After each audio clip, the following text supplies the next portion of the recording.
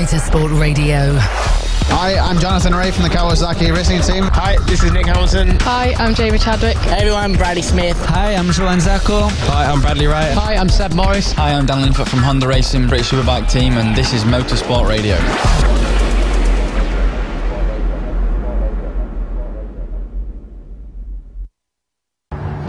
Hello and welcome to Monday Motorsport here on Motorsport Radio. My name is Lester and we are at Silverstone this weekend reviewing everything that happened in the Silverstone 500 in the British GT Championship. Will Matt George make it 3 full hours racing in 2 different teams with 2 cars? Find out later. Dan Marr has news on that.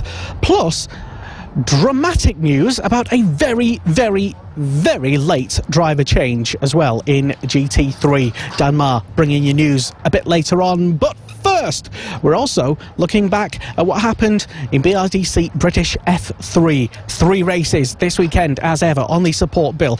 We'll be reviewing everything in full later with Connor Jackson in the show, so don't go anywhere for that.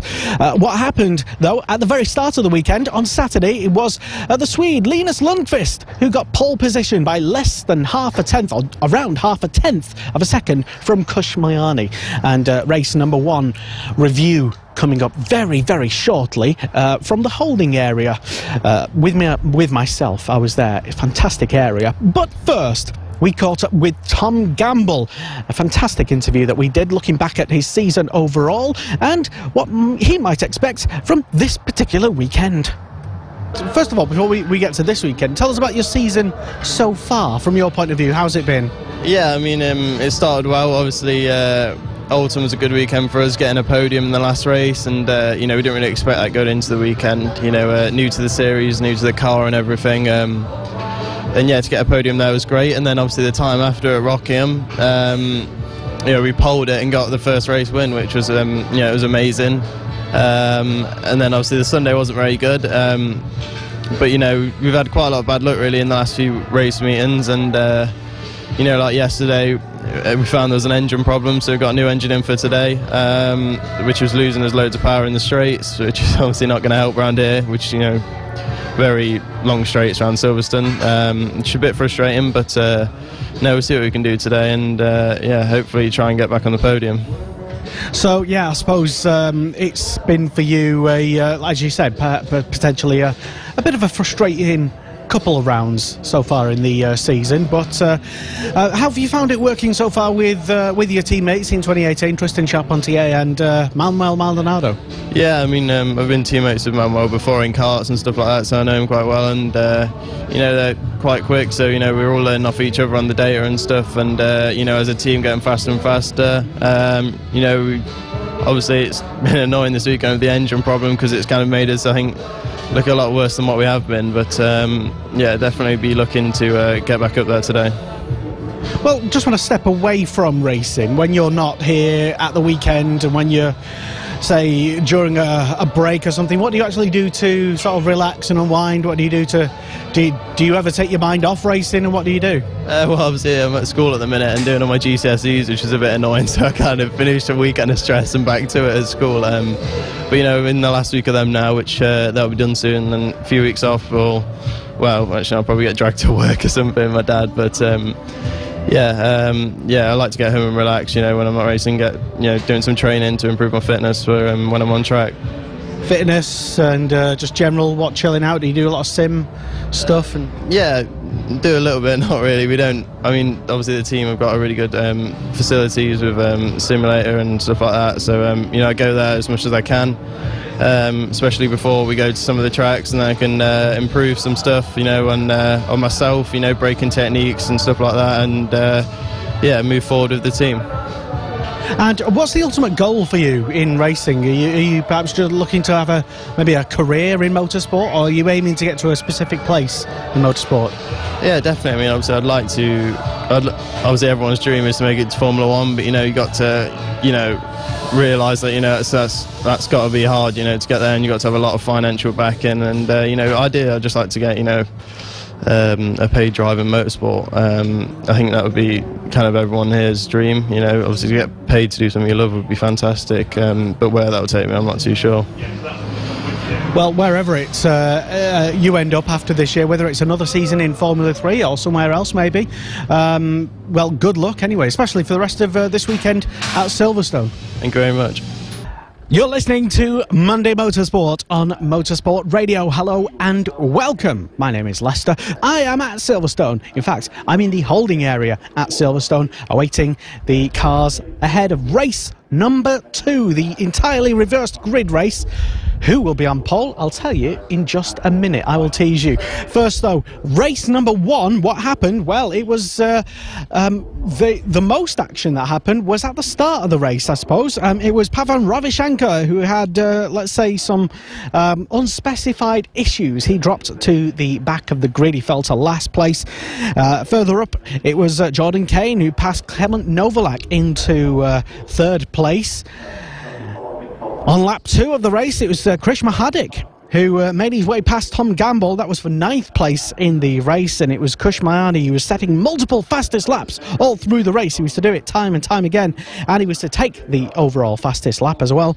It was Youssef Owega, the young German lad, who was pushing Billy Monger very, very hard for P7 on the grid as well. That was happening mid-race, I would say. On lap 6, it was Cutter, who we heard from previously. If you've been tuned into this show before, you'll know Sasakol Chaimongal has the nickname Cutter. Not exactly sure why, but that's what he's got. And, well, he dropped 2 places for an issue, and he ended up in 14th place.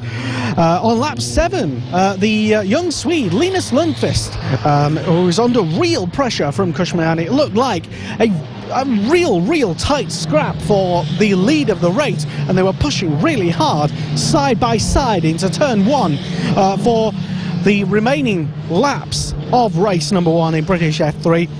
He was to go side by side in the final sector of the penultimate lap, and it was actually on the last lap, penultimate lap, where Youssef Owega passed Billy Monger, getting that 7th place, which was a fantastic result for him. And that all means that up front at the top, winning the race, it was Linus Lundqvist once again. Let's hear from him on the podium.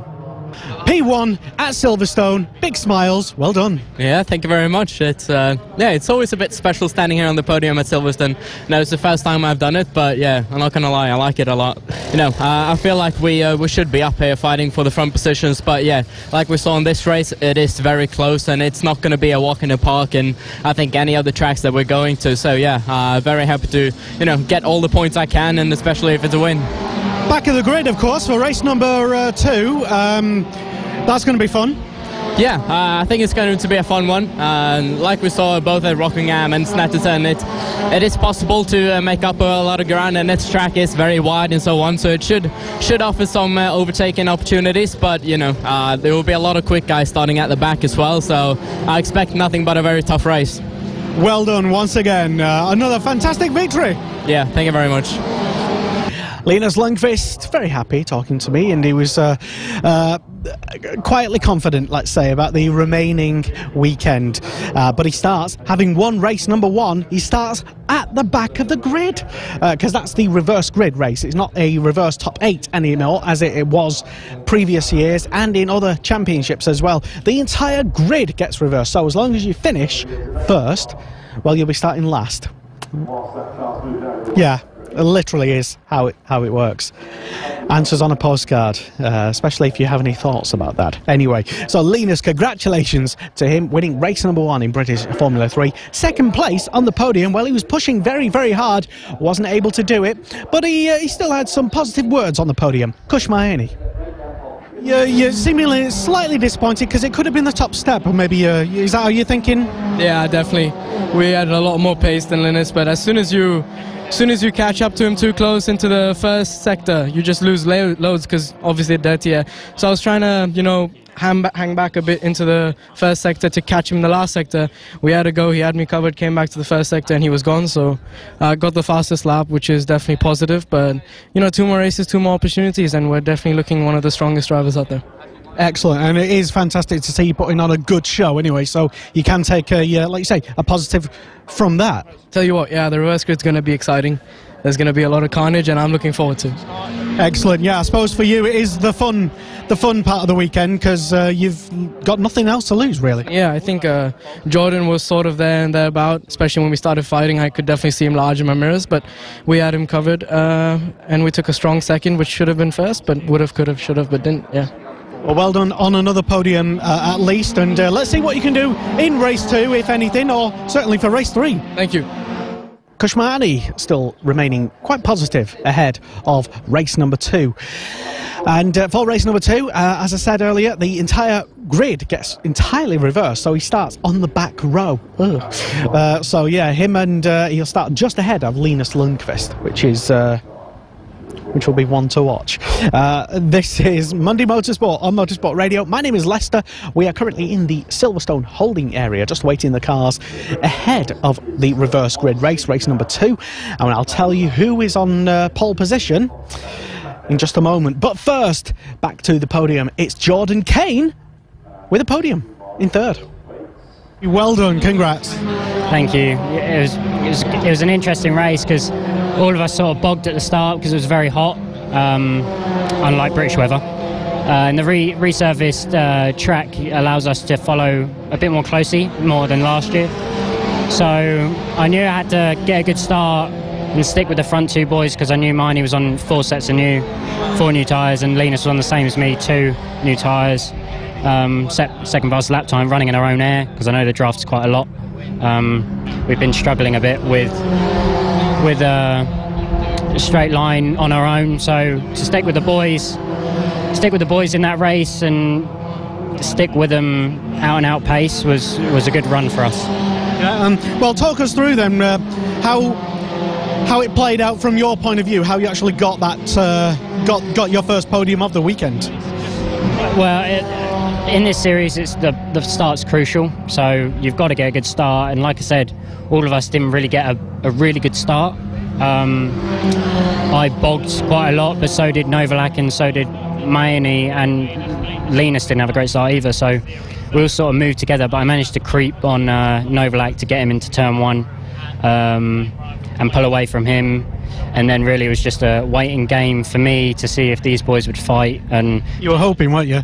Yeah, they got very close in the last complex, so I was hoping they'd have a bit of a bump and you know, take the win ultimately. But it is what it is. Another trophy for the guys. Good result for us. We haven't had the most luck in this season, so it tastes a lot better when you pull through it.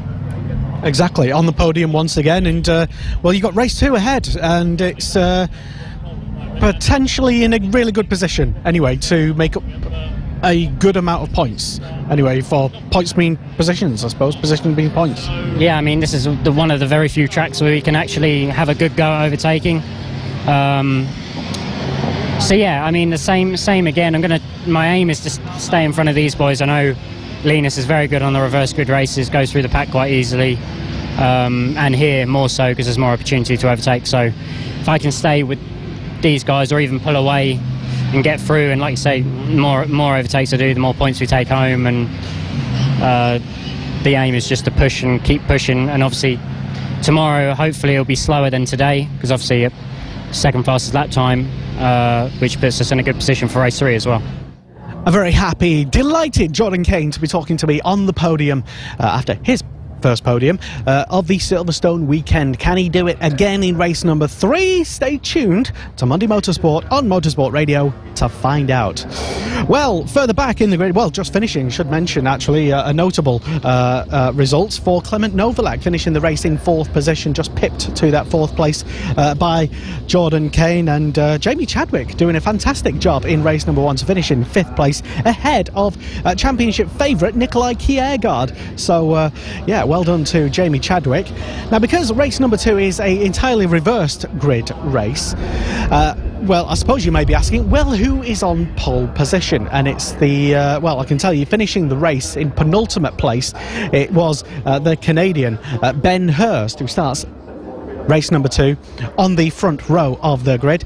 And on pole position, which unfortunately means that he finished the race in last place. Slightly awkward to always mention that, I suppose, to a driver, but it is true. Pavan Ravishankar, and we'll be just waiting for him to take his spot on the, I suppose, the dummy grid, really, before race number 2.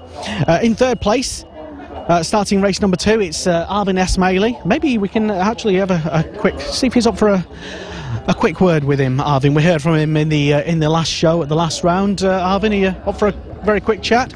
Starting this race in P3, how are you feeling? Yeah, all right. I mean, we're making big improvements throughout the weekend. This is a place I've never raced before, so learning every session I go out, so feeling better than last race, definitely, so it should be a good one. Yeah, and super motivated. You could take a win here. I mean, yeah, we were close to at least getting on the podium last time out when we were in the same situation, so yeah, could take a win. But obviously, everyone in this grid is very fast, so you never know.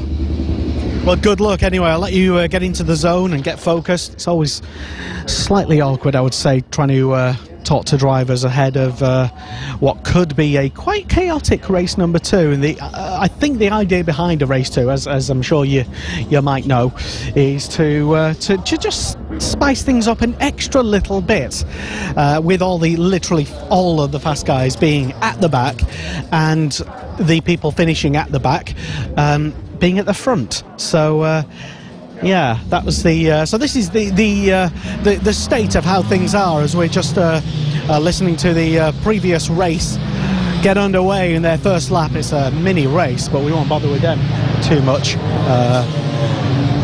And this particular holding area, just to describe it, if you're not be able to see what is going on, the holding area at Silverstone is very, very narrow, as I almost get run over by the pole man. Yeah, that'd be embarrassing. It's very narrow, and there's one of the narrowest holding areas of the entire season, as there's not really much room to manoeuvre around for cars or media alike, as we try and bother people and stick microphones into people's faces and such. Yes, be really interesting to see how people get on, especially Pavan Ravishankar, and what Ben Hurst can do, or maybe Arvin Esmaili. You just heard from him. He's getting focused, he's getting ready. Or could it be Cutter? He's also starting pretty high up on the grid, as is Sung Yu Yang in the Carlin car as well, just going through a couple of final last minute notes. Also a bit further back in the field, not that far away from the pole man, it's Manuel Maldonado. Had 2 race wins already from race number 2 in F3 already. We'll let him get into the zone, and Tristan Charpentier in the right behind him, his teammate Manuel, super focused already. I don't like to, like I said, I always feel really awkward, as though nobody kind of wants me to be doing interviews here, and they're probably very right. Anyway, Tom Gamble, who we heard from before the show, starting up the race pretty high on, just going for a quick comfort break, and something that not many people think about, that's often needed before a big Formula 3 race, is have you got everything ready? Have you been to the toilet? Basic things, basically, just before you set off down the motorway for 5 hours, perhaps. Same thing in a Formula 3 race. You don't want any distractions. But who would have taken home the top spot in race number 2, the reverse grid race? You might be dismissing it already, but it probably is going to be fantastic. In fact, let's go directly to the podium right now and find out who did the business. Who are the top 3? Well, race number 2. Well, it was all kicking off, I tell you. Pavan Ravishankar starting the race on pole position. He managed to hold it, and well, he did fantastically well. He finished the race in first place. Second place, it was Sung Yu Yang who managed to fight his way up to second place, and Tom Gamble having a lot of advantages in race number 2. He managed to finish the race in third place. although for a little time it looked like it was going to be Arvin Esmaili coming through the pack for a little while there. We're just on the way to the podium. We're speaking just behind after race number 2, and we're just on the way to the BRDC podium, walking up the steps, those famous steps that you used to see in Formula 1, and they've just finished spraying the podium champagne at the moment, although I believe that most of them do want to keep their overalls relatively quite clean. So we're literally, like I said, right on the podium, and we've made it all up the way, and we're about to hear from the race winners, just getting some other interviews at the moment. I'm out of breath now walking up those steps, to be honest. Yes, it is just a little packed at the moment, and there's lots of stuff going on. It's similar to Brands Hatch in that there's not much room to manoeuvre, I'd say. So we'll try and get an interview with the rest of the podium people. Pavan Ravishankar, well done. Well, a win. Congratulations. Talk us through it. How did you do it? Well, obviously, I was starting on pole because of the reverse grid, which helped a lot, obviously. Just I knew in terms of my performance, I had to get a good start because people behind me would fight. So I did get a very good start. First few laps, I pushed as hard as I could to get a gap, and I knew that they will be fighting behind me. So I was able to make that gap, and then from there, I saw there was a big gap. So I just managed the race from then on. Well, yeah, you not only managed the race, but you pulled out a big, like you say, a big gap as well of, I think, at certain times, about 3.5 seconds. Pretty good. Yeah, not too bad. It's been a great weekend because we generally have a lot of pace this weekend, and I'm just happy with the whole weekend so far. Now, we are speaking after race 2. Your first victory, but the race 2 was a reverse grid race, which meant that you effectively started at the back. You finished at the back for race number 1. What can you do for the rest of the weekend? Well, like I said, I'm not sure where I'll be starting for race 3 because the times might have improved just then.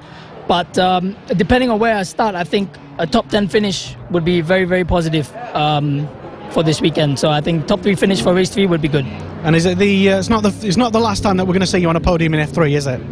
No. I'll do my best to be back up here. Yeah. Well done. Congratulations anyway. Let you go and enjoy that champagne eventually.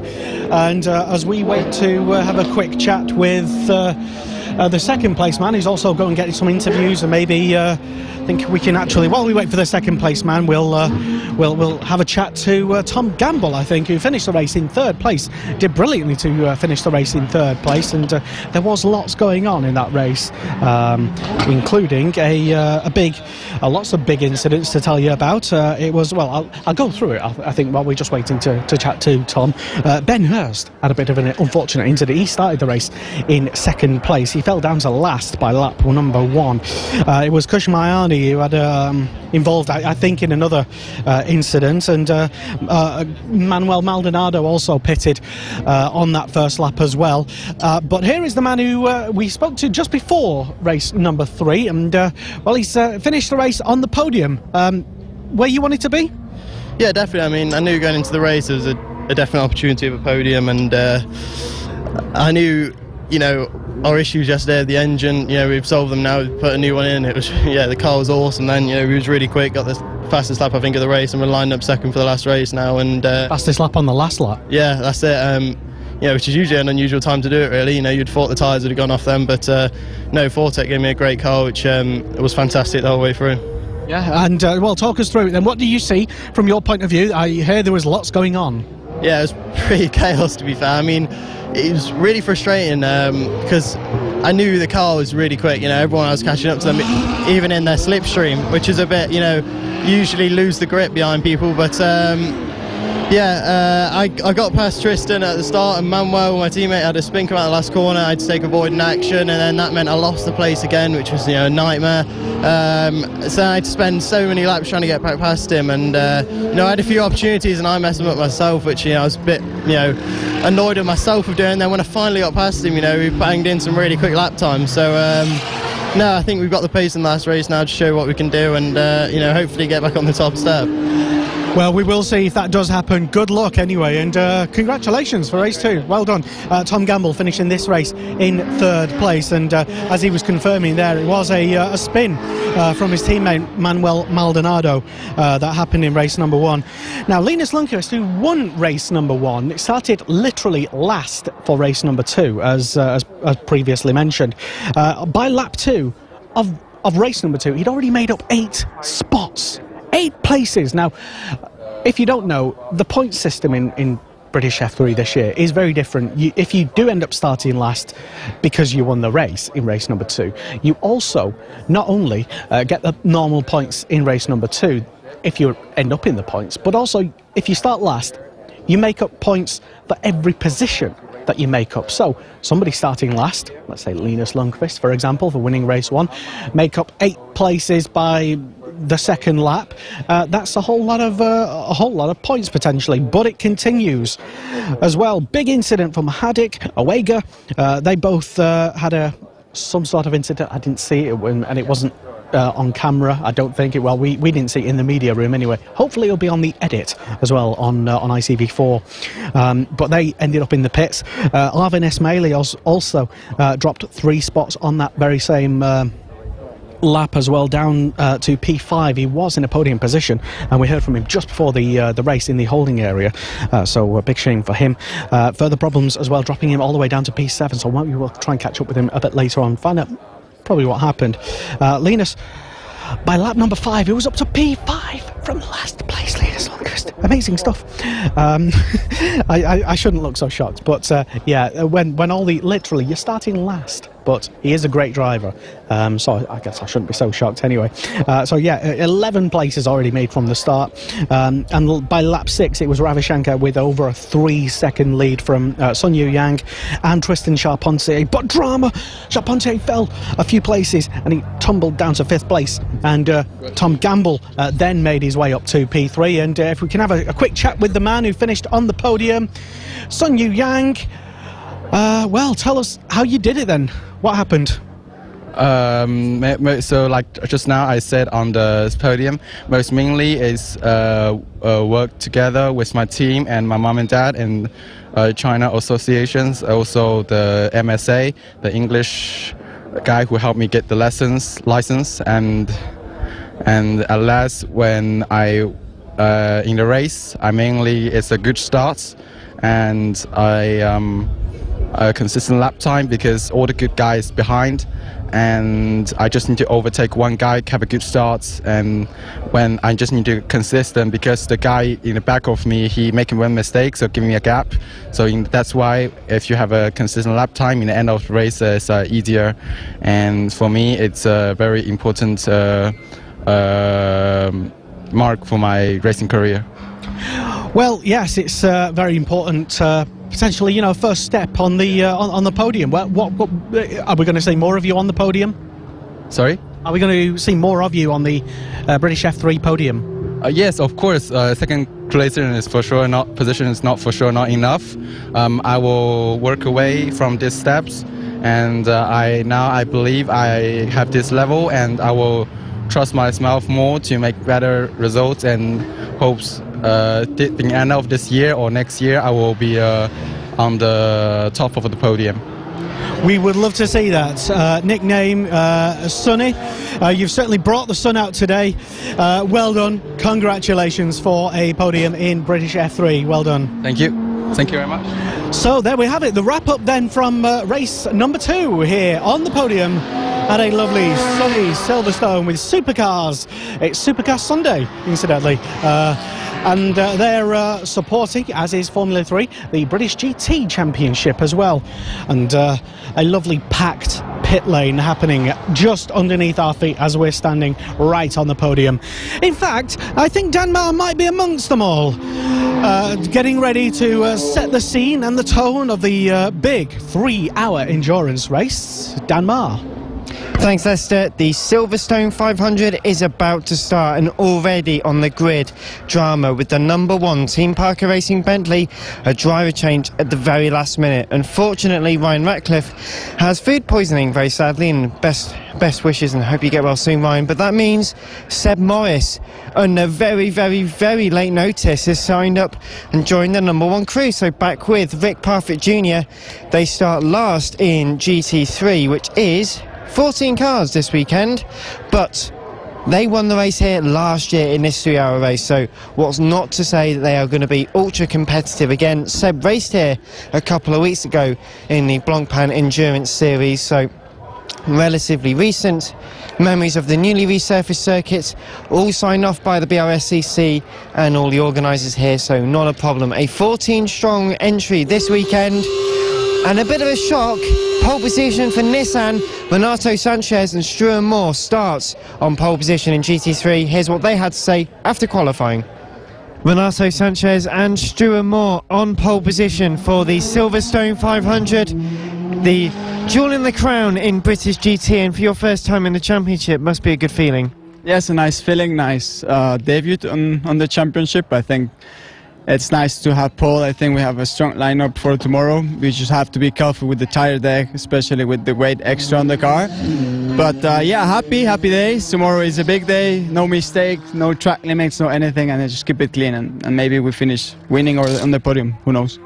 Well, a lot of track limits being an issue over the course of the weekend so far. Have you fallen foul yet? We got caught in practice, but this is what practice is for. But qualifying, we did both clean laps, no track warnings, track limit warnings. So pretty happy with the team, with the performance of the car, even though it's not the new spec, but this is what it is, and let's fight tomorrow for it. Well, Renato Sanchez leading his session, so did you, Struan Moore. Must be a really good feeling after some tricky times over the start of the season. Yeah, definitely. We're all really chuffed, I think. Yeah, obviously, first time with Ricardo in British GT, to get the pole together is quite special. And yeah, like Ricardo said, in the older spec GTR. So yeah, after a difficult start to the year of not being quite on the pace with the guys at the front, to then come here and get the pole is fantastic for everyone. Well, congratulations to you two, and best of luck for the 3-hour race tomorrow. Cheers, mate. Thank you, cheers. Struan Moore and Renato Sanchez, well, they're a little bit nonplussed about their chances. You can see the grid starting to clear at Silverstone for the Silverstone 500, the 3-hour extraordinary race here this weekend. And well, it's going to be fantastic. 3 hours of racing in prospect. We debated this last week on Monday Motorsport. Thank you very much for tuning in. Keep leaving your comments below. Who do you think is going to win? We'll find out very soon. But your predictions. Could it be Bentley? Could it be Nissan? The Aston Martin's also going strongly. The number 11 starting in second position, ahead of the 47 Jetstream Motorsport car. That with Graham Davidson at the wheel. He had a very insightful chat. We'll have a conversation with him later on in the show. Starting fourth is the number 7 Team Parker Racing Bentley, ahead of 8 and 1. That's the Team ABBA Racing car. Then it was meant to be the Bentley that has moved to the back of GT3. Still very competitive field, 14 entry this weekend. GT4 also very good looking. The number 10 equipped for sure McLaren have scored their first pole position of 2018 with Daniel Mackay and Finlay Hutchinson. Their thoughts on pole position. That must be a great feeling for you guys, GT4 pole sitters. Certainly got a ring to having a McLaren on pole at Silverstone. It's not quite a Formula 1 car, but it was fast today. Well, how was it out there? It's been very warm in qualifying today, and well, the first real round where it's been dry all weekend. Yeah, it's nice to have consistent dry running. I mean, Snet was dry, I think, for the most part, but it was good here that you know, the car was great, the circuit's been great. It's good to get an extra bit of testing yesterday, so everyone was a bit more of an even playing field. Finlay hasn't got huge experience in British circuits. I've not got huge experience around here though, so to pop it on pole is really good effort from both of us. And the McLaren, how did it feel in terms of strength in GT4? Suiting the circuit well? Oh, yeah, it's mega. What do you think? Yeah, the car was perfect. I couldn't fault it. It's been the first time since Oulton Park that I've really felt like there's actually been nothing the team could have done more, and obviously Daniel and I have managed to pull out in the bag, so it's a really positive start to a long race tomorrow. Well, 3 hours in prospect, 3 driver changes. Have you got everything figured out yet? Are you feeling confident ahead of the race? Yeah, I think this is Daniel's first proper endurance race. He's done a few smaller ones. Same for me. It's going to be like my first one in a championship. I've done a few separate as well. I done Dubai, and it's good fun. It'll be something different, needing to get in and out of the car a couple of times. Well, best of luck, and well, going to be a great weekend here at Silverstone. Thank you. Thank you very much. So Finlay Hutchinson and Daniel Mackay starting on pole position in GT4. Well, the McLaren very well suited to the Silverstone circuit. The number 61 Academy Motorsport car, that starts second in class ahead of the 77 and the 62. So it is McLaren, Aston Martin, then it's a Mercedes, then it's an Aston Martin. The number 42 Century Motorsport car starts in fifth ahead of the 66 of Team Parker Racing, with Tolman Motorsport and Stellar Performance, the numbers 5 and 68 lining up after them. Well, we have a capacity grid, 38 cars in prospect. Well, it's 36 cars here this weekend. Late drama, late driver changes. 3 hours we're going to enjoy everyone coming off the grid as we are about to get underway for the biggest race in the British GT Series. What is going to happen? Well, we'll find out very shortly indeed. But can the Bentley go through? Could it be a Lamborghini victory? Aston Martin might take it. Is it going to be Nissan? We simply don't know. But this is a Silverstone 500. We'll find out more about this at the end of the race. Plenty of action still to come here on Monday Motorsport. I'm Dan Marr. Lester Forbes also here. Plenty of content to come up, such as this. Motorsport Radio. Hi, I'm Jonathan Ray from the Kawasaki Racing Team. Hi, this is Nick Hamilton. Hi, I'm Jamie Chadwick. Hey everyone, I'm Bradley Smith. Hi, I'm Joanne Zacco. Hi, I'm Bradley Wright. Hi, I'm Seb Morris. Hi, I'm Dan Linfoot from Honda Racing, British Superbike team, and this is Motorsport Radio.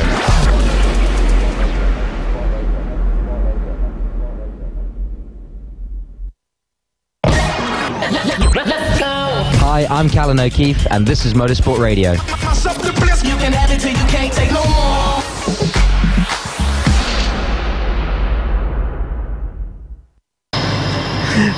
This is Monday Motorsport on Motorsport Radio. Hello and welcome.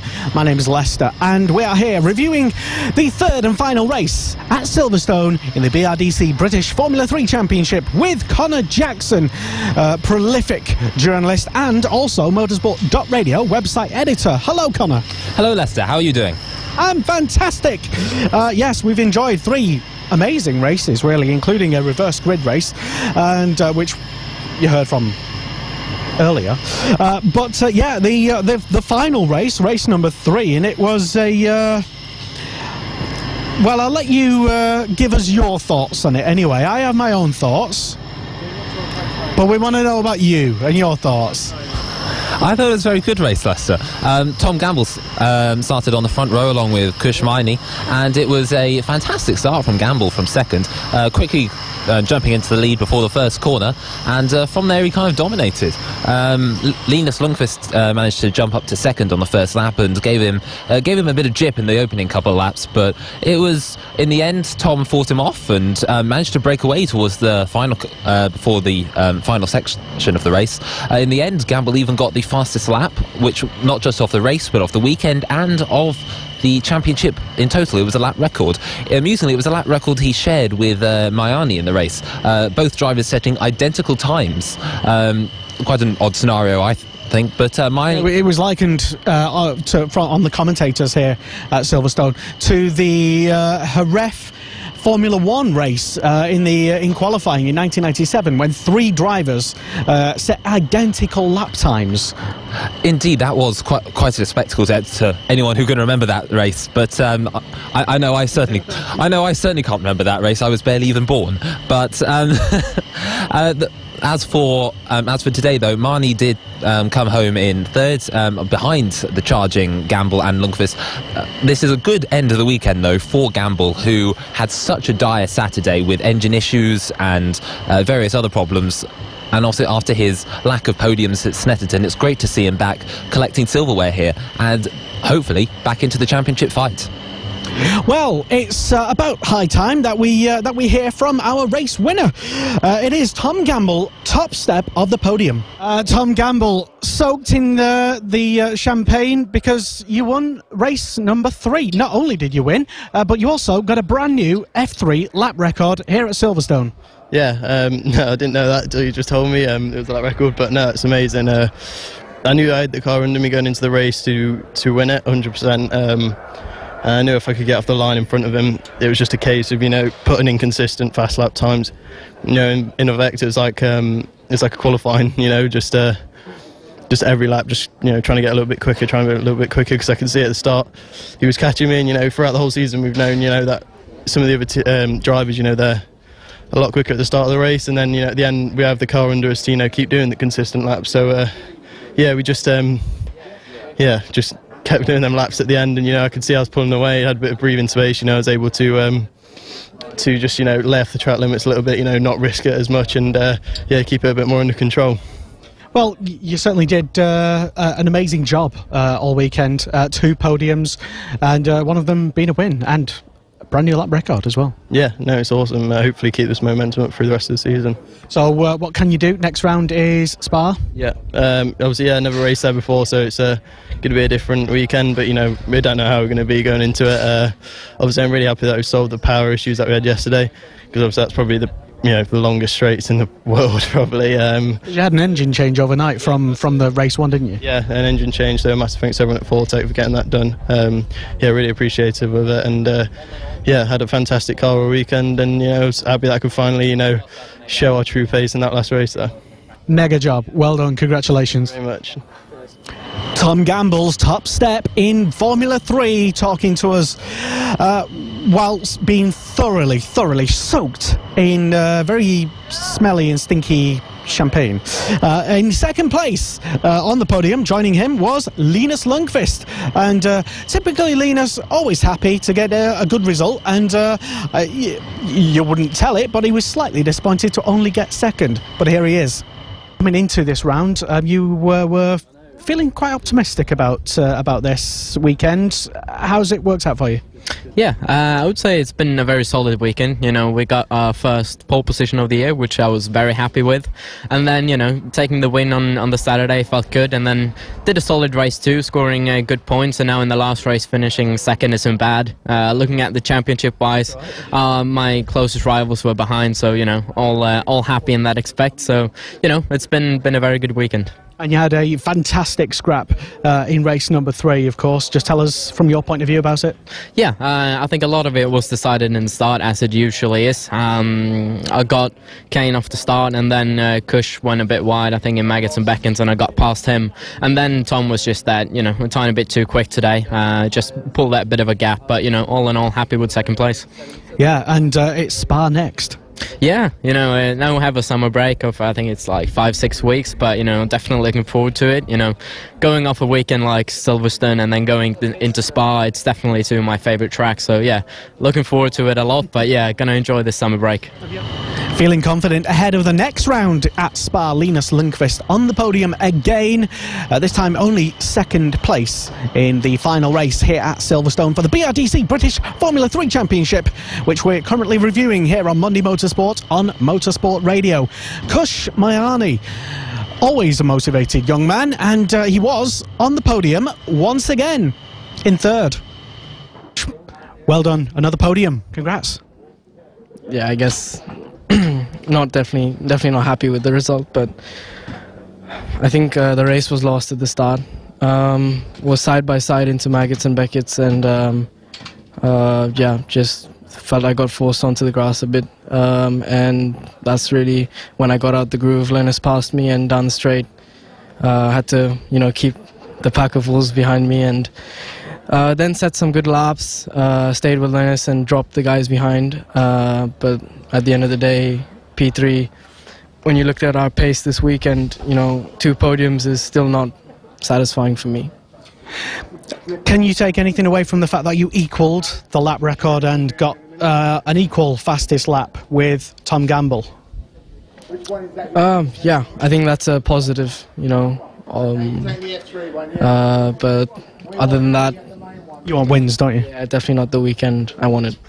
Well, it's Spa next, and can we see you on the top step, maybe for a double or something for there? I'm sure we'll see you there eventually. Yeah, that's the dream goal. I think we went well at Spa, but I can't wait, and I'm going to give it my all every time I sit in the car. That's all I can do. Super motivated. I'm sure you always are, Kush. Well done. Another podium at least. Keep picking them up and you'll be there or thereabouts. Thank you, mate. A remarkable feat from Kush to match the new Formula 3 lap record here at Silverstone in the BRDC British Formula 3 Championship. Connor Jackson at the end of the weekend then, as people are just packing up and getting ready to go home. We look on a championship down at that has Linus Lundqvist stretch his lead in the championship. It's something like 56-point advantage now he's got. It is. It's quite a distance now over Nikolai Kjærgaard, who leads this weekend without a single podium. The first time he's failed to get a podium all weekend this season. It's a bit of a disappointing round for the Carlin driver, who himself seemed very unknowledgeable about why he was so far off the pace. He did pick up a fourth in that final race, and obviously a fourth in the second race as well, so he at least gets the solid and consistent points that he needs, but the result will certainly not go his way, especially considering he was ahead of Lundqvist in that final race, and he'll need to hit back at Spa if he is going to keep that championship fight alive. We will. He is still very much in the contention for the title, only being second, Nikolai Kjærgaard, on 268 points from Linus's 324, and Kush in third place with 227. Not exactly where he wants to be. He's always motivated to do better, but third for now, anyway, is pretty decent. Tom Gamble, fourth place in the standings at the moment. Indeed, it's nice to see he's consolidating that place after the disaster that was Snetterton, for himself at least. Two podiums here today, third place in the second race and a win in the final race. It will definitely give him confidence going into Spa, knowing that he now has the momentum back on his side after what looked like him falling back down into the midfield drivers. You could argue he's now out of championship contention, but that I wouldn't argue that. But that, if anything, that should take the pressure off him. And if Full-Tech drivers are anything to go by from last year, Ben Hingley seemed mightily disappointed after his quite poor round at Brands Hatch last year, which took him out of championship contention and dropped him to about 5th in the standings. However, that lack of pressure gave him great confidence in the final two rounds to just go out and see what he could do, and he did very well. He did. He picked up third in the championship, mostly thanks to Sari not attending the final round, but it's that sort of confidence that I think Gamble can take solace from, in the knowledge that if there is no pressure on him, he can always be there to upset the front runners when they're having a struggling weekend, like what Kjærgaard had this time out. Well, I certainly wouldn't write Tom Gamble off for a top of the table tussle, let's say, towards the end of the season. Let's just hope that he can, for all our sakes, as spectators and viewers and fans of the championship, put on a good show, and I'm sure he definitely will do. As perhaps will Jordan Kane. He's not far away from Tommy Gamble in the championship, 5th place at the moment. Krish Mahadik in 6th place. Manuel Maldonado still hanging on. He's on 152 points, one behind Krish Mahadik in 7th place, and Billy Monger in 8th place in the standings at the moment, who still has pretty good pace, but despite having a bit of a, well, let's say a very disappointing weekend in race 3, he had a issue which caused him to pit. Now, whether that was an incident with Jamie Chadwick, who also had suffered problems as well, coincidentally on the same lap, we don't know. Maybe I'm just putting one and one together, but they both seemingly had issues around the same sort of time. Billy Monger, though, still showing a great lot of pace, though, Connor. Indeed, Saturday actually went quite well for Monger, and he picked up a solid number of points there. Obviously, race 3 didn't quite go to plan, and he will hope to hit back at Spa, but he has proven himself to be a consistent runner in the midfield, and someone who could really make the most of opportunities that do come his way, as we saw in the opening race of the weekend. Jamie herself actually also had a strong race in that first event, and in fairness, it's been a weekend where the two of them have really been toe to toe with each other from start to finish. It's been interesting to see them fight, and for what are two of Britain's young stars coming up. It's great to see this sort of on-track battle, even away from the front of the grid. Exactly, as you say, Connor. Probably the two personalities with the most media attention and scrutiny surrounding them, for reasons you already know. But yeah, overall, then, since we touched on it, fantastic, amazing, unusual effort from both Tom Gamble and Kushmayani to set both fastest laps at the same time, and also an identical lap record. But if you missed it, it was Tom Gamble who will go into the record books as having that lap record, simply for the fact that he crossed the line ahead of Kushmayani. Indeed. Sunako, who managed the fastest lap awards, did give the award to Tom for the simple fact he was ahead on the road. Both drivers amusingly also set it on exactly the same lap, but obviously Tom, leading the race, managed to cross that line first. It's interesting to see obviously how the two drivers have developed, and with both being third and fourth in the championship, if a championship challenge doesn't come their way this year, they could be interesting drivers to watch, as could, as a small mention, Jordan Kane. He has jumped up to fifth in this championship fight now, having not even been confirmed for the whole season after the first round, and only really having deals arranged at the very last minute. It's great to see him finally coming of pace in what was quite a strong weekend for the Douglas Motorsport driver. Indeed, and we will again look to see what Jordan and the rest of the crew do, and let's at Spa, and perhaps I'm looking as well to see and think, maybe will we have some surprise last-minute entrants? Couple of driver changes. I wouldn't put I wouldn't put it past the championship. It's always interesting to see, which always adds, I think, to the spice of getting to know new drivers. Last year at Spa, we had a couple of debutants, perhaps just testing. In fact, it was Linus who said on the podium that he did make his debut last year at Spa, and he did all right. So coming ahead to Spa and away from this weekend at Silverstone, your overall thoughts? It's been a good weekend here at Silverstone. Obviously, it's been very good for Linus Lundqvist. As we said, both Spa and Silverstone are very similar tracks in the sense that they're very wide, they're very fast, and it'll benefit the same drivers effectively. So we could see again Maini and Lundqvist making the most of these weekends. As you say about surprise drivers coming in, there's always new faces we might see in the paddock. One driver we won't see is Clement Novalak, who, although did make his return back to this series this weekend, says that due to rules and regulations with the Euro Cup, he won't be at the next round, as he's not allowed to drive at the circuit before his Euro Cup round later in the year. Make of that what you will. But it will be interesting to see if we can get Billy Monger to really perform at this circuit, because Spa is a place he has tested quite a lot at and was quite successful at during the pre-season tests. So it'll be interesting to see if there is a order change compared to what we have at Silverstone, despite the two tracks being very, very similar in terms of their driving style. Connor Jackson's thoughts, and you can stay up to date with all the very latest stories, breaking news, and you can even go back if you want to go back on our website motorsport.radio and watch all of the interviews and listen to all of the interviews, and maybe even download them and take them with you if you care that much about them. Motorsport.radio. Yeah, more Formula 3 action coming up in the following weeks, so we will keep you abreast of any big developments from the paddock.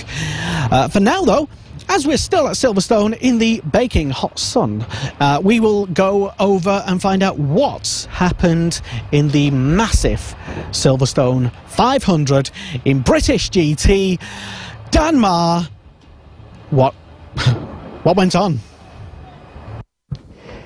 Great stuff as ever from Lester Forbes and Connor Jackson. The next round of the BRDC British Formula 3 Championship is at Spa, and we're well underway for 3 more fantastic races in a few weekends' time. But this weekend, the Silverstone 500, the big ticket event, the 3-hour race for British GT.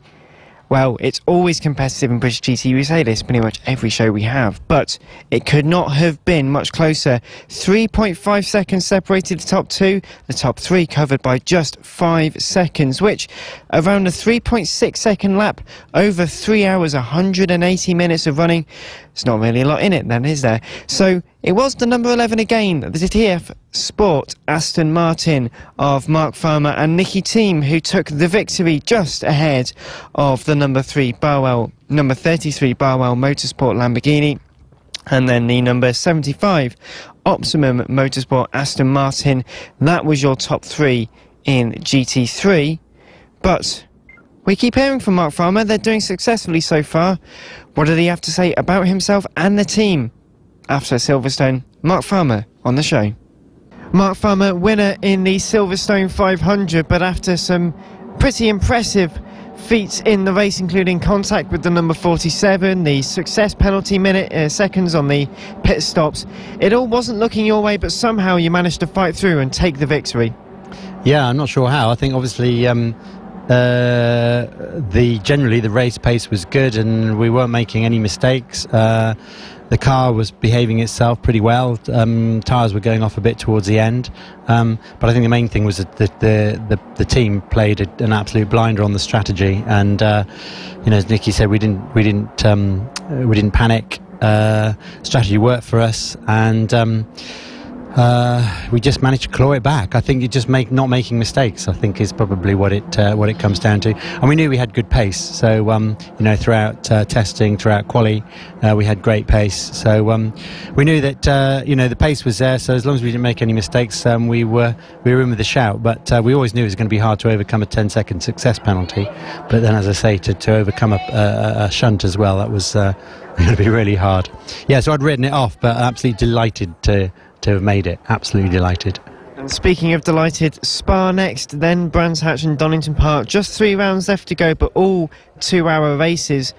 And you guys seem to be having a lot of success in the longer distance races in British GT this season. So are you feeling comfortable ahead of the next few rounds in the championship hunt? Well, we've got Spa and we'll have a 20-second success penalty there. That's a big thing to overcome. The racing's very close here. Our standard's very high. Big thing to overcome. You saw with Derek and Marco, they were out in front and the success penalty killed them. But we know we've got a good pace and we know that the car works and the team's awesome. So we'll just do our best. Well, congratulations. Mark Farmer there explaining his race, how it got on, and brilliant stuff from Mark and Nicky. They are always very strong in that Aston Martin, and the Aston Martins being very strong over the course of this race weekend. You might have listened to us, heard our predictions last week here on Monday Motorsport. I thought the Astons would be up there.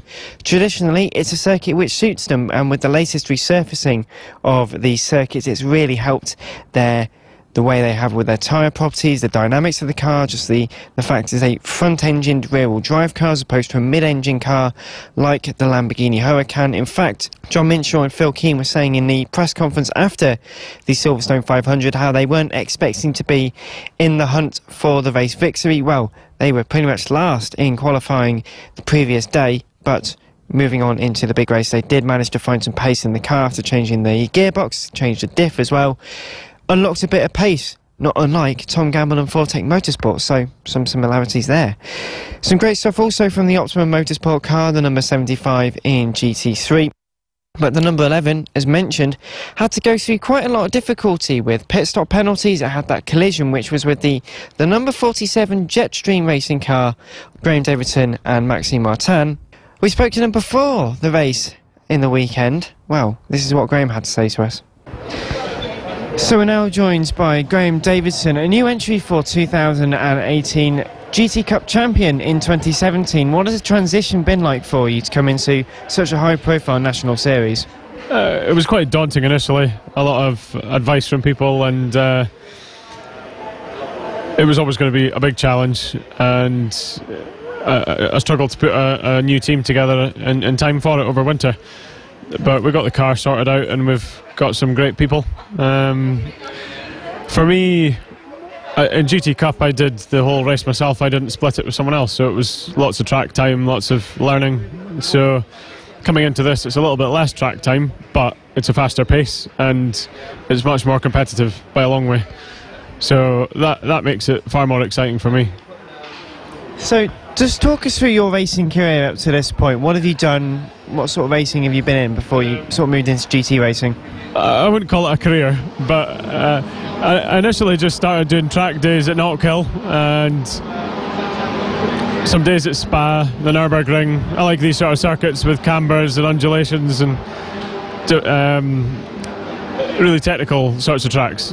And then people started to say you're scaring some of the novices, you need to go into the more experienced days. And then it wasn't long till people said I should try and get a racing licence. So I did that. I started to race my Noble road car in the Scottish Sports and Saloons, SMRC, and won quite a lot of races there. I did some stuff with the DDMC and the Aeropac Saloons, the Anglesey, Cadwell Park, these places, and was regularly getting podiums. And then I joined the GT Cup and found I was right at the back.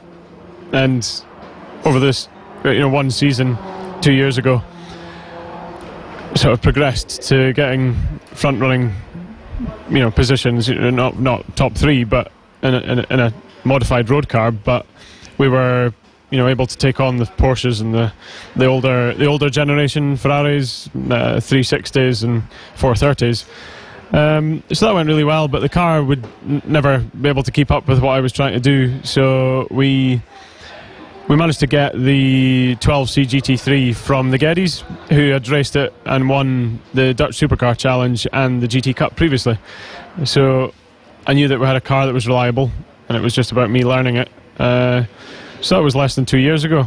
I got that. And last year we won GT Cup, 15 races, 6 P2s, and then 1 DNF with a broken ball joint. And then we're here. So that's it. It's very short but sweet. And in addition to that, because I like the endurance races, I've done the Dubai 24-hour with ZRT Motorsport and a Honda Integra 3 years running. And I've done the Barcelona 24 hours with one of the TCR cars, and just to gain experience in longer stints and different types of cars, and it's all worked out really well. It's been really good fun, but now this is serious stuff and serious teams that we're up against, and the driver standard is really impressive, as everyone sees. So I think for us to be fighting at the front already is mega. I can't believe it. But like any race driver, I'll tell you, they don't like finishing second, third, fourth, or last. So we hope to get a win soon, because we've had good pace and we're proving that we can challenge the best. So loving it, and hopefully we can get some more podiums before the end of the season. Well, for this year, you're with Maxi Martin, one of the Aston Martin Works drivers. How sort of much of a coup is that for you, in terms of him helping you sort of develop your racing in British GT, in terms of understanding a new car for you this year, the Aston Martin V12 Vantage, which must also be quite different from the McLaren you've raced before? Driving with Max is, well, it's a learning curve, isn't it? It's he's at such a high level, and I don't want to embarrass him by putting in bad performances, but his advice and his sort of coaching helps me spot where I need to focus on and how to improve. But luckily I've been able to adapt to the car quite quickly, and I think we've only been in it 4 or 5 times now, and the car's not a problem. I'm confident with that now. It's just refining my driving, and through the engineer and Max and all the data and videos, it's amazing. It's surprising how quickly you can progress. And I know the surface has been laid here, but at most circuits this year I'm 2-3 seconds ahead of per lap where I was last year, and within a number of laps of being out on the track, I'm already much quicker than I was in the McLaren, which was an older car but a good car. So yeah, a lot of changes, lots of learnings. I've not had the consistency of a couple of seasons to go with, so there's still little things that are catching us out, and I need to seek advice from the guys that know. But yeah, I think there's nothing to complain about. There's no reason to be disappointed with what we've done so far. So hopefully we can do it today. And this weekend at Silverstone, you say you like circuits with a lot of camber changes and a lot of undulations and stuff like that. Silverstone, quite different from that, but P3 in qualifying for the 3-hour race, that must be a really big challenge for you. Yeah, the flat circuits, which are more about high-speed aero stuff, I wouldn't say I struggle with them, but they're not my strong points. So places like Rockingham and Alton, Brands Hatch, these are all great for me, and Donington. But Silverstone and Snetterton are circuits I've always struggled a little bit with. I've always been a little bit further back than where I'd hoped to be. But again, that's where Max comes in, and his experience in the big F1 circuits. That's what really helps me, having Max for this sort of stuff. So we're doing all right. It's a long race. We didn't need to be on the front row. It would have been nice, but I think we just need to focus on being consistent, clean pit stops, make the right calls if safety cars, or when safety cars happen, and we should be finishing somewhere around the front. And for the rest of the season, what are you expecting? We go to Spa next for a 2-hour race, with Brands Hatch and Donington Park also to come, 3 circuits which you've always gone quite well at. So how do you think your results are going to reflect on that? I think from here on to the end of the season, I would expect, and I would be a bit annoyed with myself if we weren't on the podium every race. So that's the sort of direction we're heading. I know the circuits well, and I'm pretty good at them, and I'm quite comfortable with the traffic and dealing with the big grid of cars. So it's not a problem. So yeah, I think we will climb the points table from here on in, and it's just a case of whether or not there's enough time to get to the top by the end of the year. So we'll see. Well, very confident in your first season in British GT racing, and are you hoping to be back next year then? I haven't even started to think about next year, but people have been asking a lot, would I do this, or would I try to go into Blancpain? I don't know yet. We'll see. I need to win some races here first. That's the aim. Just start winning races, and then we'll see what happens after that. Graham Davidson, before the race here at Silverstone, explaining some of the confidence he's had over the course of the season so far. Well, he's been very quick, but here at Silverstone, it's been very challenging for him in terms of the aggression in his racing. There was a very late move going into Vale, the final part of the Magus and Beckett's complex, and well, moved up the inside of number 11. It was a shaky move at best, but couldn't quite make it work. The 11 then spun, did manage to get going, obviously took the victory, so came back good for them for hardship, but not quite so good for the 47, which had a drive-through penalty for its troubles. Then front suspension issue with the front left, which is the side he had contact with. Well, they had to come in and repair it, so that lost even more time. In the end, the number 47, 13th overall, 5 laps down on the race leaders. Also on that lap were the Ian Logie and Callum McLeod Team Parker Racing Bentley, that also was in the wars for a while, with the number 77 Fox Motorsport car, the Mark Murphy car. Had a bit of contact going into Abbey very early on within the race. That put both of them effectively out of the running. The 7 did get going, as well as the number 77. Both trawled in, had a bit of tape put onto the car to make sure it's all stuck down properly. They did get underway, and good running, because it's a lot of track time here at the circuit, but it's a lot harder on the tyres, on the suspension, on everything now. It's been resurfaced. 4th and 5th, well, Rick Parfitt Jr., with new teammate for this weekend, Seb Morris, so old teammate, returning for 2018, in 4th place after a spin in the relatively opening stages within the first half an hour for Rick Parfitt Jr. as well.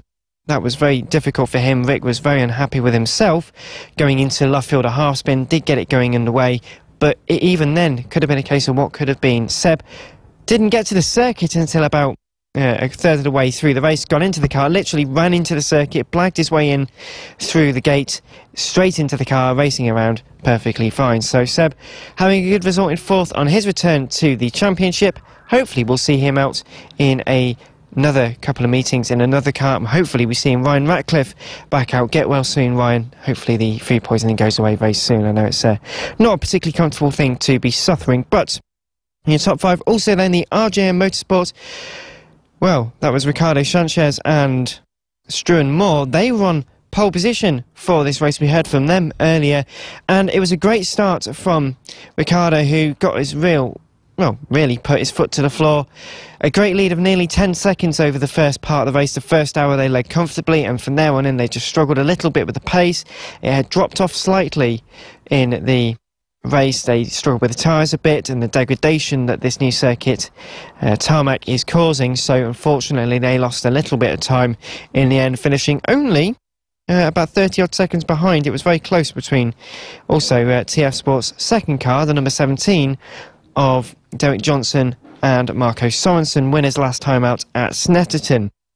Barwell also in the hunt in 7th place with the number 69, that is the Sam Dahan and Johnny Cocker car, followed by the returning Bulf Motorsport, who didn't come to Snetterton last time to repair the McLaren due to the damage they suffered at Rockingham. A big shunt for them at the time. They came back here, looked very good indeed for the 101. 8th place, a solid result. Hopefully Spa, they'll have a good BOP for Spa, should suit the McLaren's properties very well indeed.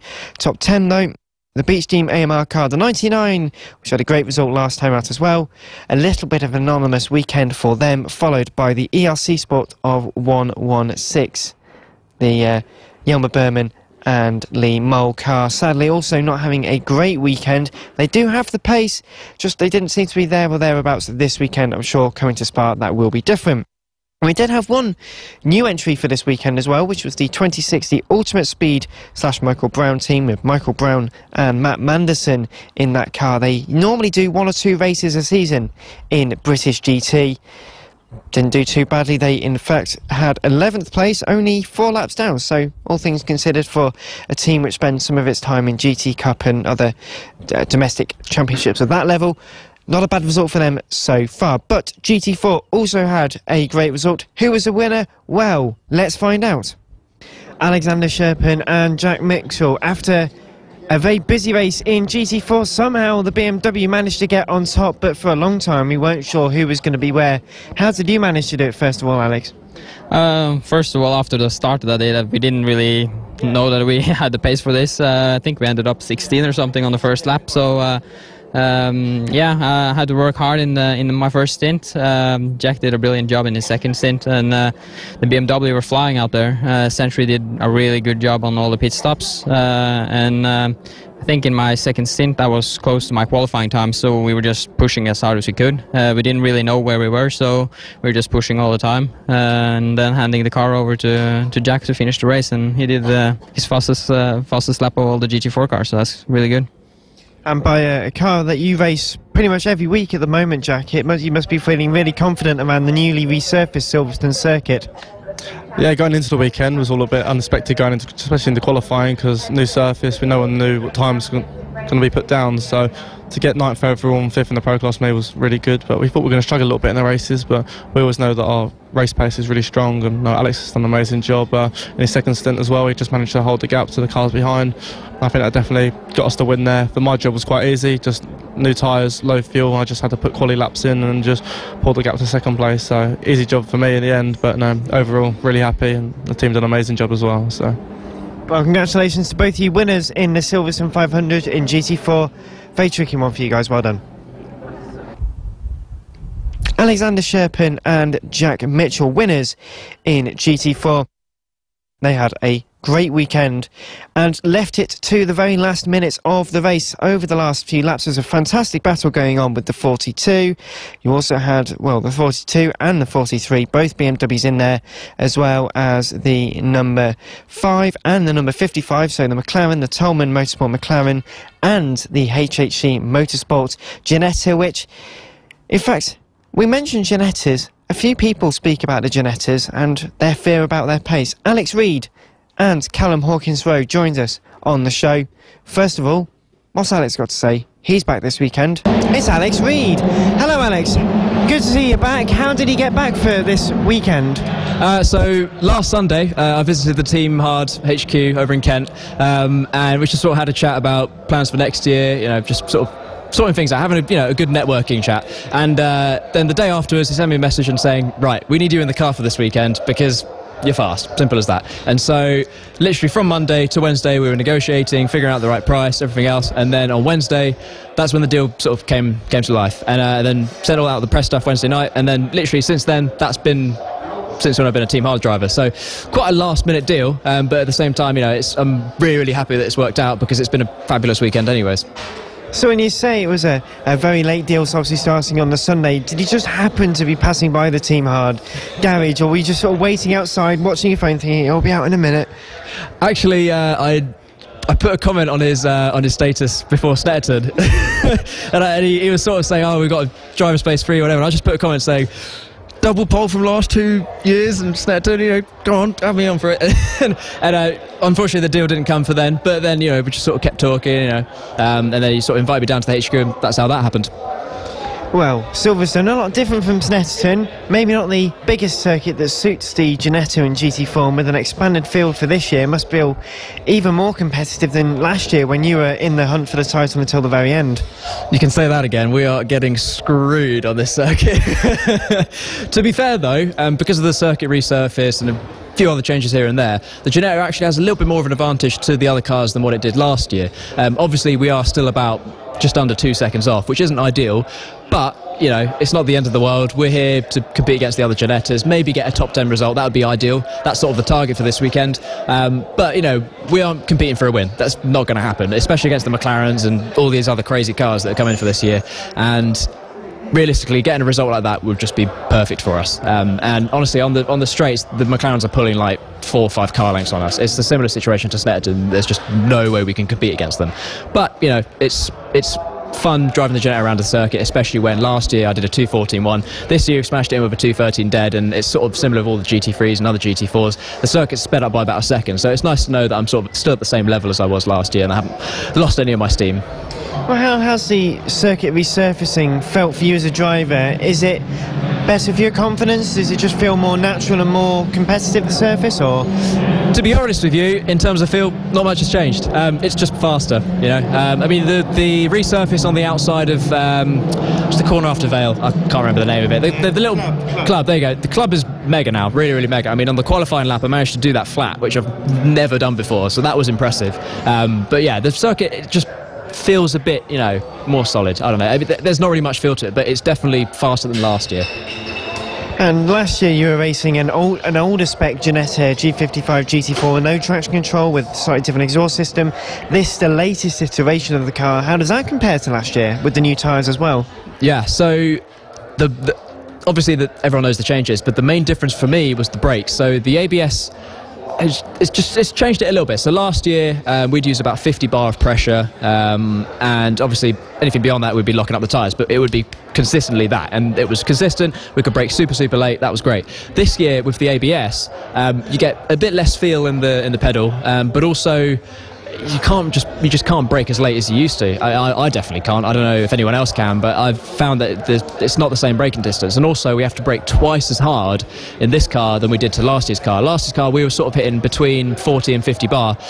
This year I have to hit it about between 80 and 90, which is pretty hard. Obviously not as hard as the GT3s or anything like that. They're going up to like 200 or something stupid like that. But it's quite a difference, you know. I mean, I jumped in for the test session yesterday, and it was really funny looking at the data, seeing me go super fast on all the high-speed stuff, and then going to all like the big braking zones compared to Ben. I was just miles off. Like, I was braking like 20 meters earlier in every single one, and the brake pressure was like half as much. And I didn't realize at the time that was the situation. I was wondering why I was so terrible on the brakes, and then, you know, look at the data, it's like, that's why. So then, you know, managed to hook it up for today. Just immediately came in with all the pressure, and it's worked out pretty nicely, I think. And the difference between, just talk to us a bit about the difference between Lanham Racing, who you raced with last year in GT4, and Team Hard this weekend. What's the change in team feel like for you?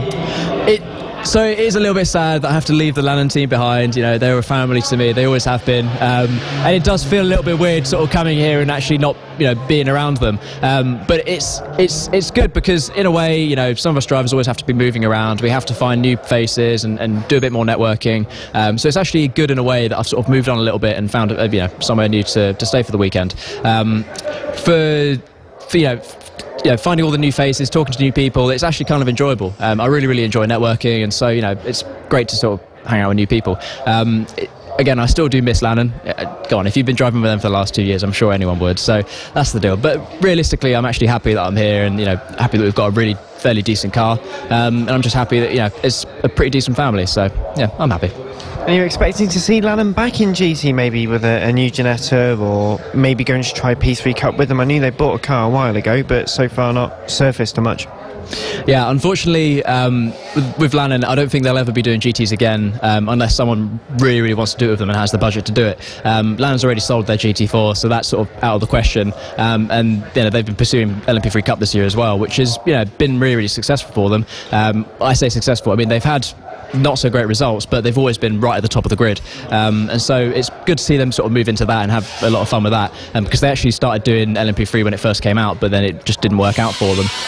But it's good to see them back and really enjoying themselves with that. But it's, yeah, it'd be difficult to see them back in GTs unless someone really wants to do it with them specifically. I don't see it happening again.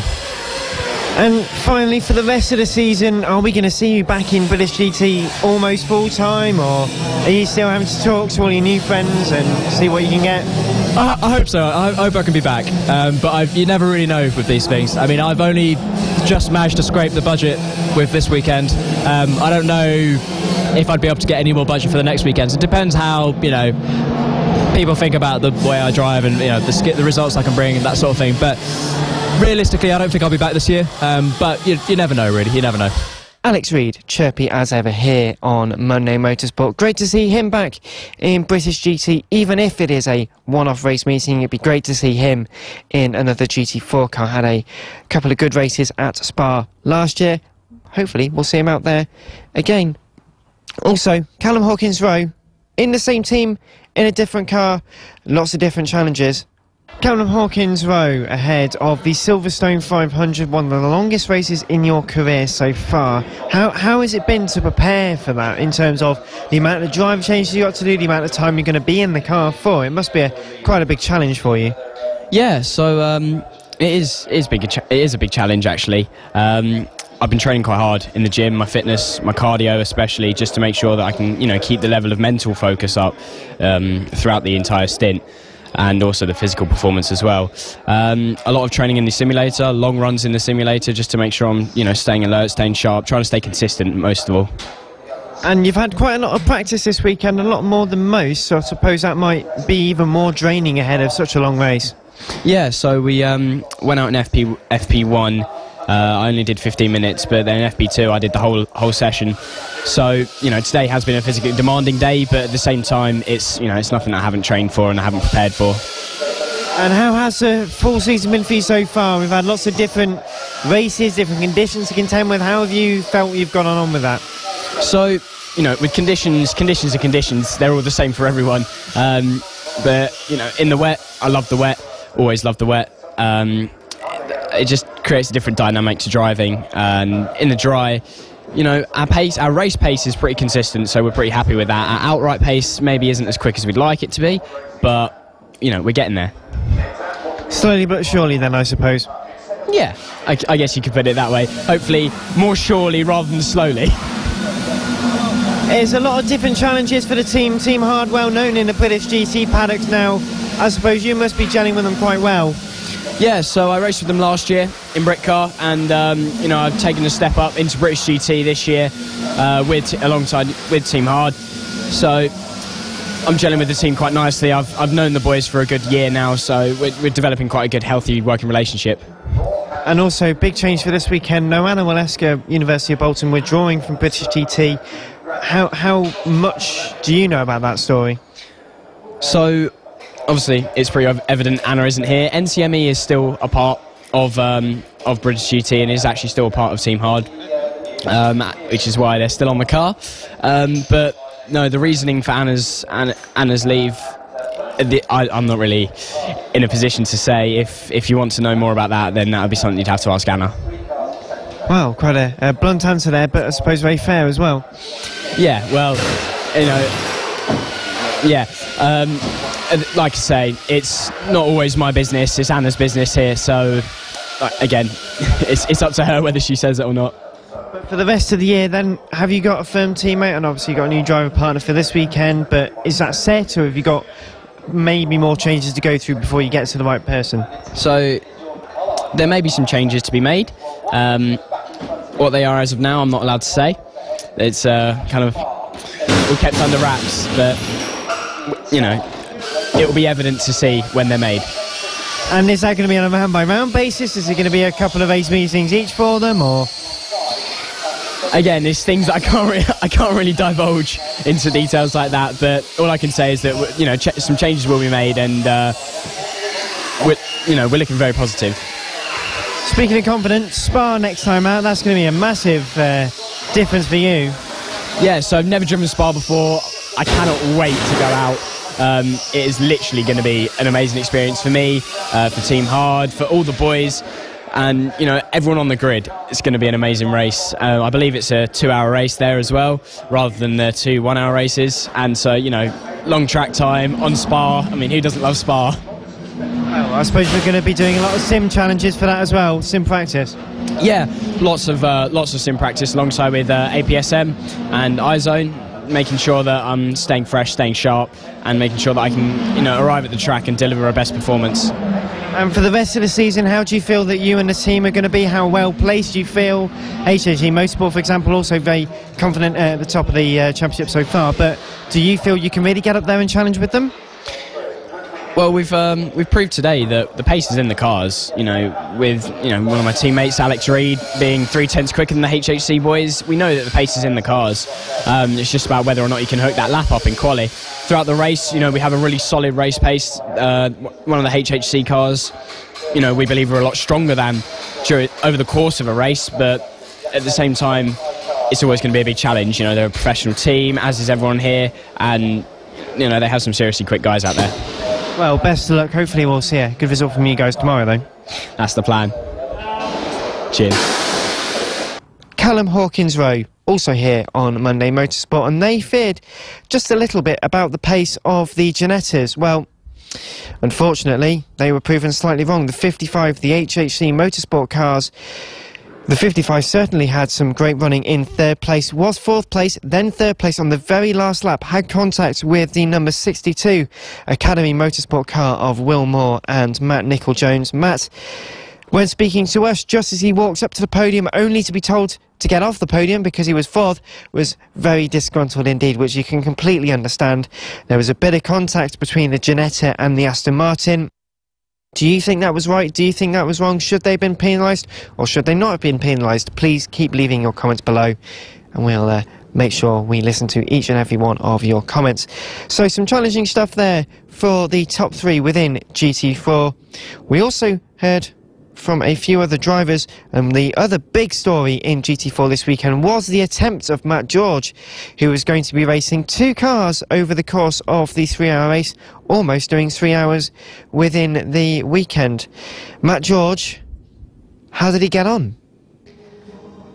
So, Matt George, last time we spoke to you on the show, we were hearing it from you via telephone. Now you join us at Silverstone after the Silverstone 500. The question is, I think on most people's minds, is did you do the full 3 hours? Unfortunately not. We had a bit of a problem with Jaguar in the first stint and the car broke down. Unfortunately we had to retire. So I didn't get to do it as much as I would have loved to. I've been training so hard to be able to do this race. But it's a development year for the Jaguar. We've got to expect things like that. But yeah, massive shame really. But I mean, there's always next year. Well, reliability in the field wasn't the strong point for several cars. One of the GT4 Aston Martins broke down with 2 laps to go. So it's not a unique issue that you guys have had. No, I mean, it's a tough race. Now the track's resurfaced, it's so fast and it's so hard on the car because the grip level is just so high now. I think a lot of people fell short, which was a bit of a shame that we weren't there at the end to capitalise on that, but we did our best, we tried, and we weren't the only ones to fail, so at least we can take that as a positive, I suppose. So talk us through your race then. How did it happen? How did the 144, the Aston Martin you were also racing this weekend, how did that work in the race? So the Aston went really well. We started the first race. We started the race in 15th place, I think, 16th. I got up to second in my stint to start the race, which was really good. Pace of the car was outrageous, to be honest.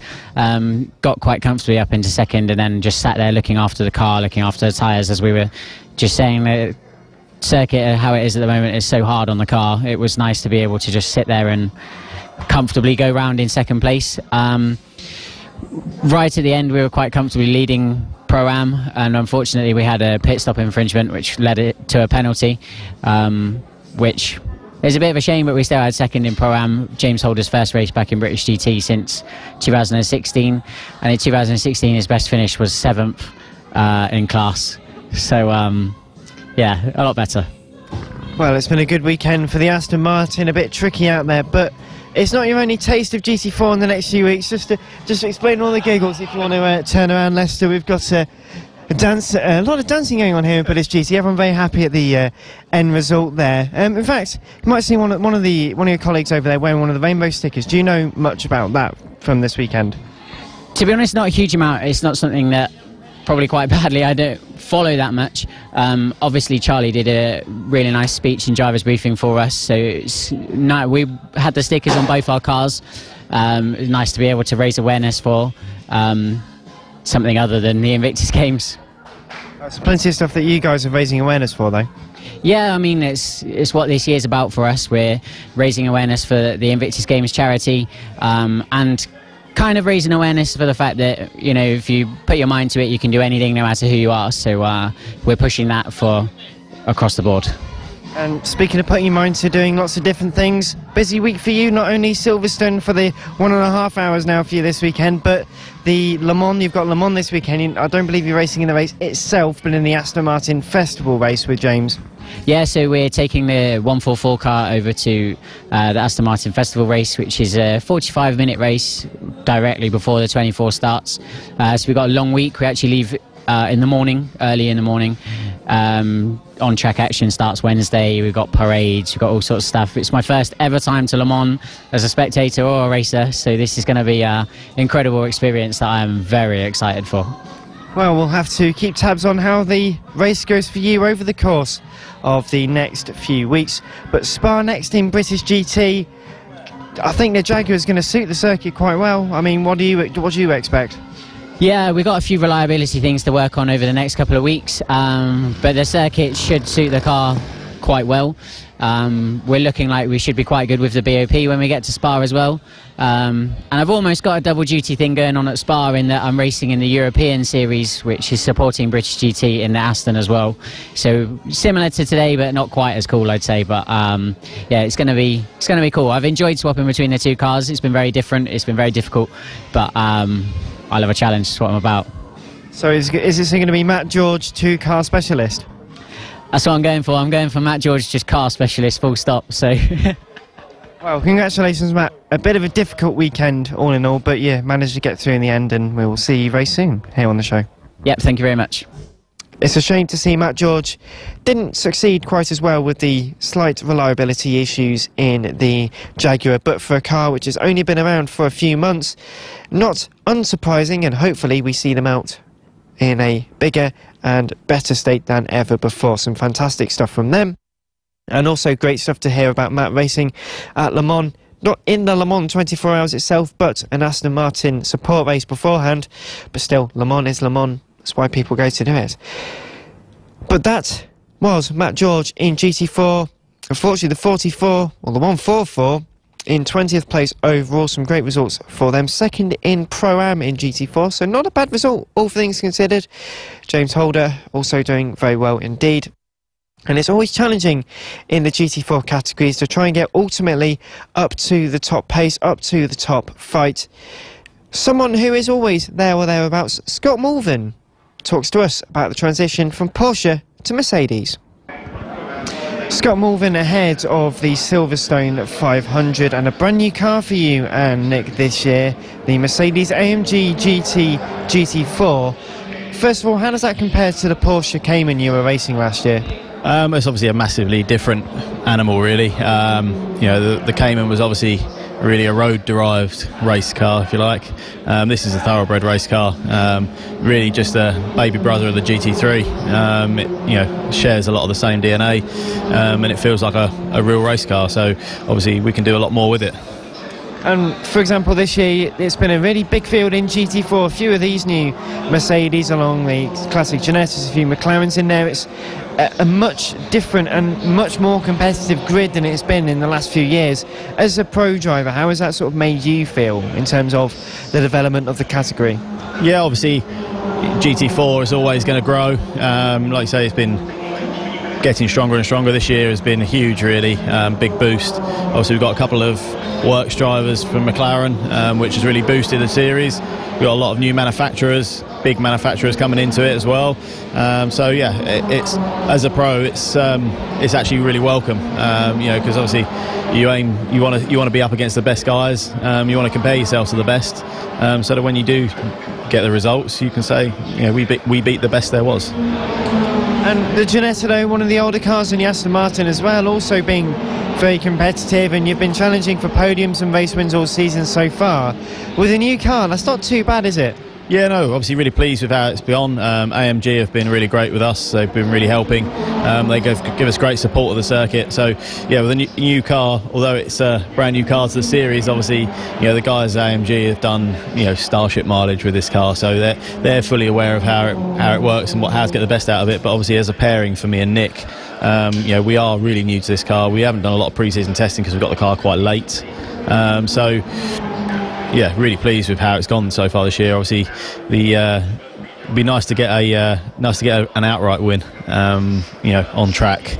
But we keep trying, keep pushing. I think we're not far away. And Silverstone, the 3-hour race this weekend for the Silverstone 500, potentially one of the best weekends for you to try and get a good result with the Mercedes, which is very good in a straight line, decent aero as well. Yeah, obviously. I think it's like a bit of a misconception with the straight line with the Mercedes. It's not actually that quick. You'd be surprised. It's very, very similar in terms of its performance. The way it's been, obviously the balanced performance really levels everything out for everybody. But the way the Mercedes has been balanced out is that more similar to like a Ginetta. So really, really strong on the high-speed stuff, high-speed corners, really good on traction and things like that. But we're actually quite a way down on some of like the BMW or the McLaren or the Aston in a straight line. So it makes the racing really interesting because obviously we're stronger in the turns, but we struggle up the straights. So it's kind of a David and Goliath kind of thing. But the Merc, it looks like it should be really quick in a straight line. But I think if SRO would allow it to be quick in a straight line, we would be. But no, it's good fun. It's good fun the way it is. But to keep a championship such as British GT so close, the BOP, begrudgingly for you, I suppose, and if you're teammate as well. But it has to be the way it is in order to get the closeness of the racing and really develop everyone else's drivers and teams. Yeah, absolutely. And obviously, it's the same for everybody. Once you get your BOP, every manufacturer, every team, you have to really play on the strengths that they give you. Obviously everybody's got weaknesses, but the focus really is to try and make sure you maximise the strengths you have in the car and what you get with your BOP. And obviously for us, high-speed stuff is where we're good. Silverstone suits us perfectly, especially with this new high-grip surface. And a lot of drivers have made some talk about this new high-grip surface. How does it feel for you in terms of the circuit is a lot quicker? We know this, it's been proven. But as a driver, do you feel much of a difference, or is it just it happens to be quicker, you're just doing everything else like you used to? No, I think it has actually made a big difference to the way you drive the track. The circuit is very, very grippy. The cars are actually, although there's more grip, it's actually made the cars harder to drive because you have to be so much more precise with the car now. You have to really carry a lot more speed in the middle of the corners. So little mistakes do tend to creep in when you're trying to carry that extra 1, 2, 3 mile an hour at the apex. We're seeing it in the times as well. You're getting a much bigger spread of lap times from even across the pro drivers. Just where I think the track's catching people out. And I suppose that might relate back to your Formula Ford days when you had to use every single inch of the circuit to try and find that extra performance. Yeah, especially when you have those Formula Ford days, you've got no grip. Yeah. So you're literally looking for absolutely everything you can find. So yeah, it's everything I learnt in Formula Ford has been a massive help to this this program, and obviously even last year with the Porsche, really struggling with the performance of the Porsche. As a team, it's really made us work on all the other areas. So we've come to the point where we maximise the pit stops, we maximise everything that we possibly can as a team that's in our control, and now we've got a product that we can actually go and do the business on the track as well. It's sort of paying off, so I'm really pleased with it. And Team Parker Racing also running 2 Bentleys in British GT and in Blancpain. Is that something that I bet you two have just been knocking on the door saying, just can we borrow one for a weekend? I just want to have a play with it. Yeah, obviously it'd be great to go and do some Blancpain and stuff like that, but they've got their own focus. Me and Nick we're looking at other things, but it's it's not. At the moment, our focus is completely on British GT, especially on the Pro-Am side of it. So that's what we're aiming at. We want to try and take the Pro-Am Championship this year. We're just trying to be as consistent as we possibly can. And looking to the rest of the season then, Spa, Brands Hatch and Donington Park all coming up next, all 2-hour races. So this, I suppose, might be some good extra extended practice for the rest of the season, the endurance season maybe. Yeah, obviously, like I say, Silverstone really suits our car, and I'm hoping that obviously Spa, which will be similar in nature, quite high speed turns, will be again quite suited to our car. Obviously, again, the 2-hour format definitely is favourable for us. I can't say enough about the car. It's just it is mega bit of kit. Team obviously do a great job for us as well, making sure that we're always on top of strategy. So yeah, like I say, the longer endurance races really do play to our strengths. And the 3-hour race then, 3 different pit stops, so a lot of different driver changes, relatively shorter stints, but still such a long race. How have you two prepared for that? Really, we've just been looking through some bits and pieces with the team. Nick's in good shape. He's looking good lap time wise. I think we've got a good race pace. So really, in these endurance races, it's all about what the AM can do.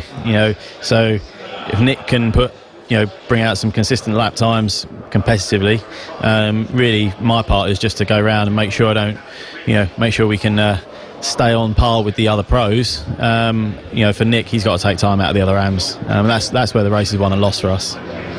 And any predictions then for the race? Are you just too frightened? No, none at all? I got no predictions at the moment. If you look at the form from last year, there was no safety car last year, and essentially the fastest guy won, which was Ballon.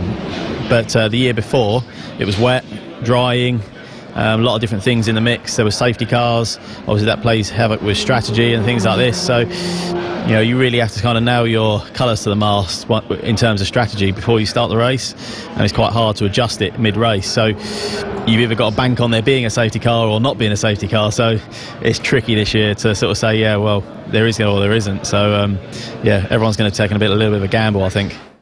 Good to hear from Scott Morvan there, discussing how much he's enjoying the new Mercedes AMG GT4 car in 2018. Unfortunately, the 66 car having its fair share of troubles. 24th overall this weekend. Will be coming out with some more fight in the car over the next few race meetings.